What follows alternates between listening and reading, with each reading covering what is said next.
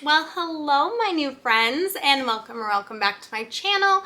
Today I'm going to be sharing with you the 14 books that I hope to get to this August. And yeah, if you're new here, welcome. If you're not new here, welcome back. And I can't wait for us to get into it because they're all so wonderful and they should all be perfect for the summer. So let's jump into it.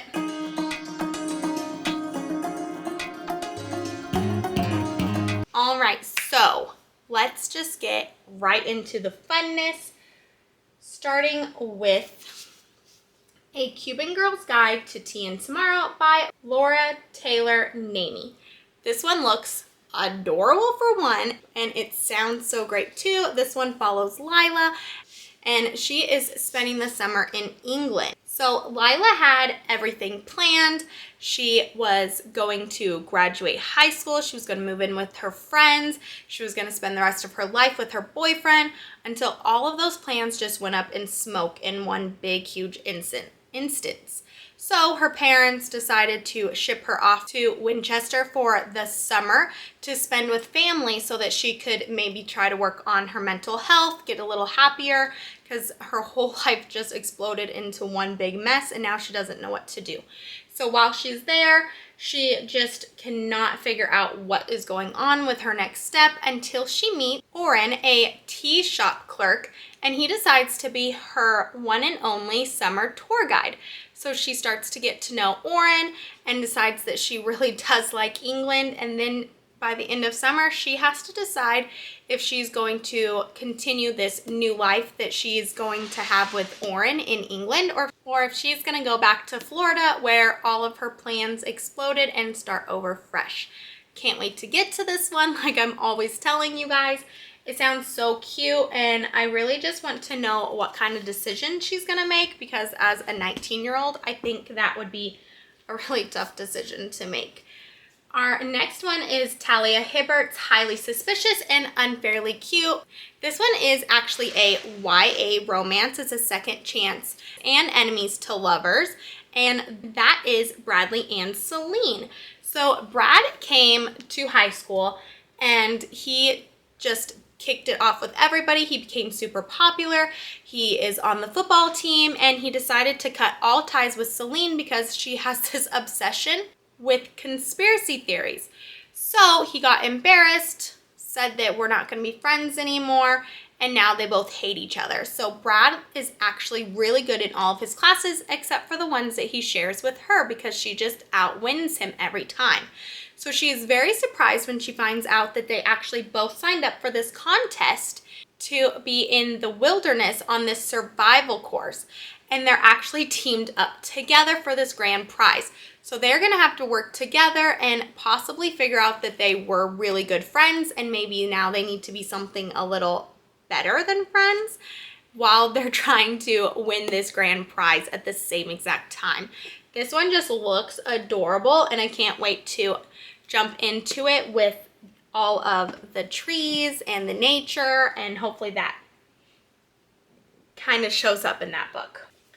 Another one that I'm hoping has a lot of nature and really good scenery vibes is A Simple Wild by K.A. Tucker. This one actually follows Kala, and Kala has not had a relationship with her father ever since her mother took her when she was 2 and they moved away from Alaska. So now, being thrown back into Alaska for her mother's last wish to have her reconnect with her father, he's actually not doing so well, and she wonders what she's going to do and how she's going to get along with a man that she hasn't really had a relationship with in 16 years. Until she goes to Alaska and meets Jonah. And Jonah is an Alaskan pilot trying to help her father, Ren, with his charter plane company now that he is kind of on the downfall. So Jonah thinks that this girl is just this little city girl and she needs to go back to where she's from, and she has all intentions on going home, But when she starts actually hanging out with Jonah and they start actually kindling this little romance, she doesn't know what she's going to do because she has all intentions on going home and he has no intentions on leaving Alaska. This one actually is, I think it has like 4 books now. They all sound really good. I really want to get into them, but I'm hoping that this one turns out really amazing. But I can never get this cover out of my head. I don't know why. I just think it's so beautiful. And I love the little forest and and it just sounds so sweet and so amazing. I believe it's a YA, honestly, but we'll jump into that as soon as we possibly can. Another one that has been everywhere for so long is the Brown sisters. Clearly, Talia Hibbert, Get a Life, Chloe Brown. I actually knew a little bit more about the other Brown sisters, but I didn't know about this one as much about Chloe. But this one actually follows Chloe, and she's actually chronically ill, and she has this kind of list that she decides that she's going to do because she wants to make sure that she lives life to the fullest. And to do that, she's going to ask Red for help because he is the rebel boy that she spies on occasionally, and she thinks that he can help her accomplish this list. So this list is enjoy a drunken night out, ride a motorcycle, go camping, have meaningless but thoroughly enjoyable sex, travel the world with nothing but a hand luggage, and do something bad. And because Red is the local bad boy and he rides a motorcycle, she thinks that he's perfect for that job. But as we all know, it's a romance, so they're going to hit it off better than just trying to get her list done. Ooh, all of the books. So, The Summer I Turned Pretty by Jenny Han. I actually have all 3 of them, so I'm only going to obviously talk about the first one. These books were in my video where I talk, yes. These books are in my video all about books I want to get to by the end of summer, and they're definitely books that I want to get to by the end of the year. I also picked up her books, To All the Boys I've Ever Loved, and I can't wait to get to those ones either, but because she wrote The Summer I Turned Pretty first, these are my main priority for the year. This one follows Belly, and every summer she goes to she spends on Cousin Beach with her mother's best friend and her sons, Conrad and Jeremiah. I had to make sure I got their names right. So Belly actually really likes Conrad. She really wants his attention. She thinks this summer is the summer that he's really going to notice her, not as just his mom's friend's daughter, but as something a little more. She always gets stares from Jeremiah, but she hasn't really been interested in him that way. And this year there's actually a new boy that I think the brothers bring to Cousin Island, and his name is Cam. So we will see which one of those 3 boys that she kind of actually falls for again, or if she changes her mind on Conrad. I know this is a TV series, but I have not watched that either yet because I didn't want to watch it without reading the books when I already had the books before that came out. So hopefully that can be added to one of those TV series that I want to watch before the end of summer.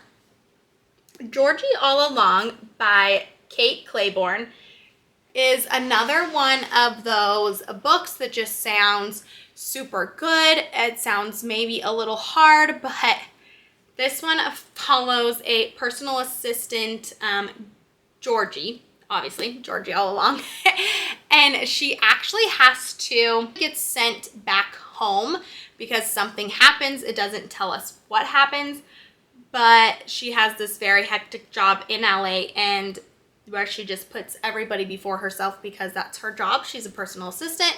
She kind of has to, and she's kind of forgot about what Georgie wants out of life. So when she gets back home, she finds this journal that she wrote when she was younger, probably like a teenager, I'm assuming, of all of these things that she possibly could do in her life. And she decides she is going to try to check all of these things off and see if any of them spark like any ideas for her future. And then she gets this unexpected roommate named Levi. He's the troublemaker of the town when she was a teenager, and now he's just the town hermit. And he decides that he's going to help her check off all of these things on her list of possibilities until they start checking things off. And then she realizes that maybe the journal isn't what she needs to move on in her life and start something fresh. Maybe it's actually Levi. So let's see how she gets Levi, the little town hermit, to agree to help her with these possibilities. And we'll go from there. The Star-Crossed Sisters of Tuscany by Lori Nelson Spielman is a magical realism book. I've talked about it a couple times in a couple past videos, but I still haven't gotten to it, so I really hope to in August. It's like, what month are we in? This is how my summer has gone, guys. So this one actually follows a family, and this family has been cursed. And they were cursed like 200 years ago.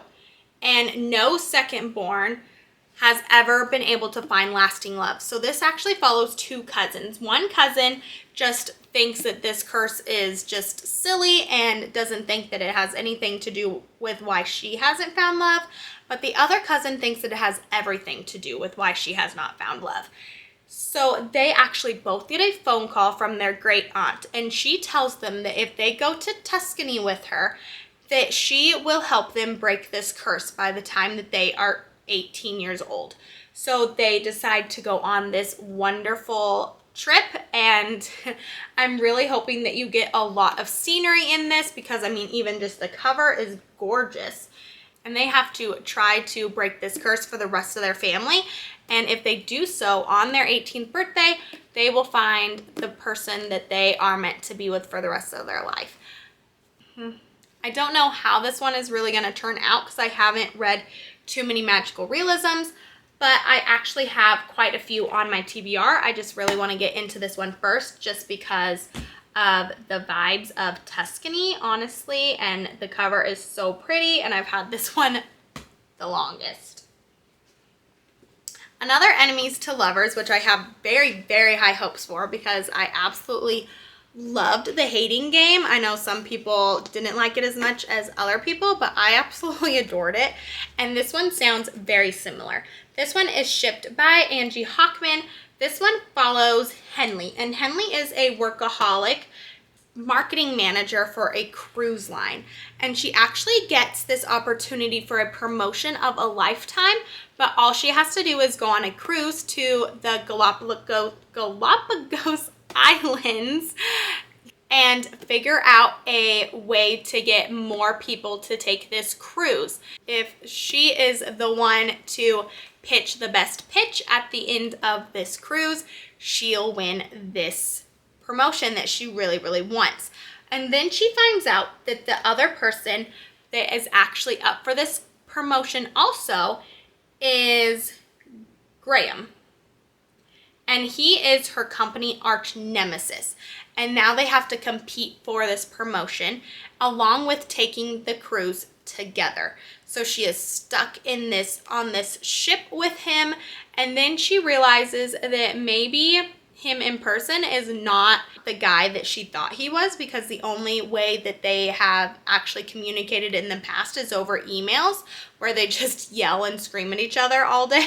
So now that she's actually meeting him in person and spending this cruise with him, she has to figure out if this promotion is really what she wants in life or if maybe true love is what she wants instead. I just really hope that by the end of it, they just either both get the promotion maybe, or they just decide that the promotion's not worth it and true love oversees everything. Another book is With the Fire on High by Elizabeth Acevedo. I think I'm pronouncing that wrong. But I wasn't planning on reading this summer, but then the cover just looks so gorgeous. that I really want to. I also have Clap When You Land by this author, and I have not read that one yet, but I really hope to get to it soon. But this one follows Imani, and Imani is, I believe, a senior in high school, and she actually got pregnant when she was a freshman, so she actually has a daughter, and she absolutely loves to cook. Everything about her is cooking, and that is her dream, but she's had to make all these really hard decisions in order to protect her daughter and her grandmother. So she doesn't know that actually cooking and being a chef is really what she can pursue as after she graduates high school, but that's all she wants to pursue. The kitchen is actually the only place that she feels like herself and that she can actually just explore and let go of all of these stresses that she has about raising her daughter and her grandmother, and helping her grandmother at such a young age. I mean, at 18, that's really a lot to put on yourself. And she has all this talent where she just puts magic into every single recipe. I think this is going to go into kind of this hard life that she has to figure out with having a daughter and her grandmother that both depend on her, and then also trying to figure out how to still be able to live her dream and cook and be a chef like she wants to be. I really hope that she figures this one out, because I think this as a YA book will probably speak to a lot of people in her kind of situation. You Deserve Each Other by Sarah Hogel is another one of those books that was everywhere. It's a very popular book. A lot of people have read it. I just have not, obviously. So I can't wait. This one is another one of those enemies. But what's so funny about it is that it follows Naomi and... ooh, what is her fiance's name? Nicholas. So Naomi is actually engaged to Nicholas, and he is just this perfect guy, but she can't stand him. And I don't know why that they're engaged in the first place, but somewhere in this planning this wedding and them being together, they've just decided that they're not what each other wants as their future partner. But they have this agreement that whoever actually breaks off the engagement first has to pay this humongous bill for this extravagant wedding that they're having, because Nicholas actually comes from a very wealthy family. So she does not want to break this off, even though she doesn't want to be with Nicholas. And then somewhere along the line, while they're trying to plan this wedding that is happening in 3 months, she finds out that Nicholas actually doesn't want to marry her either. So they just decide to play this game where they go head to head in a battle of pranks, sabotage, and all-out emotional warfare to see who breaks down and calls off the wedding first. But somewhere along the line of these pranks and sabotage, they actually start to realize that maybe they actually do have a lot more fun with each other than they actually thought they did. And maybe they really do want to have this beautiful wedding at the end of this 3 months. It's like enemies with your fiance. So I really hope that they tell me in that book, like, what happened. Because, I mean, if they're engaged, they have to have liked each other at some point, right? So I wonder when she decided that he wasn't what she wanted, and she's not what he wanted, and where that all came apart. All the questions that are roaming around in my head that most of you probably have the answer to. Leigh Bardugo's Six of Crows is a book that is on my needs to be read by the end of 2023 TBR. This one is 6 Dangerous Outcasts, 1 Impossible Heist. This book is the most popular book on my Goodreads list, which is not that surprising, honestly. So this one is going to be my highest rated book for my reading blog this month, of reading the most popular book on my Goodreads and the least popular book on my Goodreads. Really Good Actually by Monica Heasey. This one I'm really surprised was was the least rated book on my TBR because I love the cover and I think it sounds really good. So I'm really hoping that my Goodreads list is just completely wrong. This one follows Maggie, and Maggie is fine. She's doing really good actually. She's broke, has a graduate thesis that is not getting anywhere, and her marriage only lasted 608 days. That was my phone. 608 days. But she's only 29, so she's going to actually take up 9 hobbies, and she's going to have her newly divorced friend and her advisor from school kind of help her through that. This follows Maggie's first year as a broke woman in her, or with her single life, where she's going to take up these hobbies, eat burgers at 4 a.m., get back out there dating wise, occasionally wake up on the floor in the morning, ask tough questions along the way about her life and where she sees herself. I think it sounds really good. We will see. But this one and this one are going to be my most popular book on my TBR and the least popular book on my TBR for one of my vlogs for this month. All right, guys. So that is the 14 books I hope to get to by the end of this month. My goals actually are to read about 15 books for the month of August, but I figured I'd give myself a little bit of a leeway of kind of what other book I want to choose and what I'm kind of gravitating towards, because I am definitely a mood reader and some of these might just not cut it for the month of August. Maybe I want fast reads, maybe I want long reads, I don't know. But for right now, I hope you guys have a wonderful rest of your summer, and I hope you guys read some of these books because they all sound wonderful. Otherwise, I'll see you guys next time. Bye!